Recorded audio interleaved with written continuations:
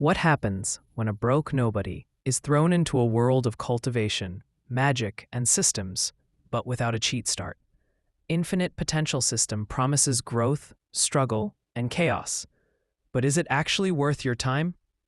Written by Nick W. Infinite Potential System follows William, a modern man reborn into a world of cultivation. With only his wits and a potential system that lets him trade hard-earned points for upgrades, William sets out to rise from peasant to primordial being. Sounds like the usual weak to strong journey, but this one leans very hard on the weak part. Let's talk about the positives first.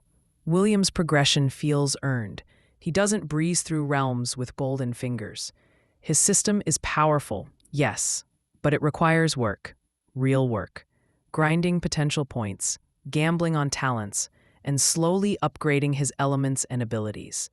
If you're tired of protagonists instantly mastering everything, this might be a refreshing change.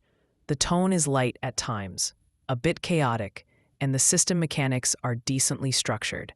Also, no harem, a big win for readers who prefer character focus without constant romantic distractions. Now for the frustrations, and there are many. First off, don't be misled by the title. The system is not infinite from the start. It's slow, stingy, and often leaves William struggling to survive. And that'd be fine, except the author seems to delight in punishing the protagonist. William has enemies everywhere.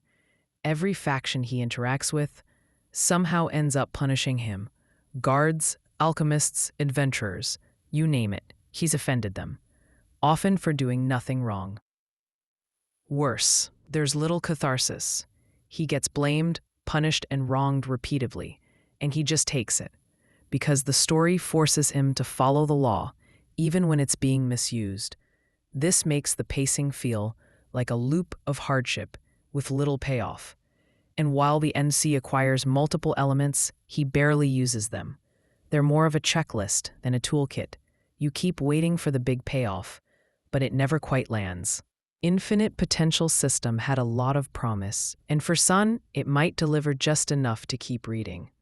The grind is real, and if you like protagonists who suffer and struggle without OP shortcuts, you might enjoy it.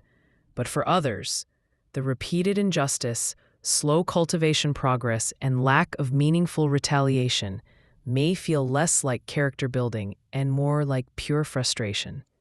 Overall, a solid 3 out of 5. Not terrible, but definitely not for everyone. Have you read Infinite Potential System?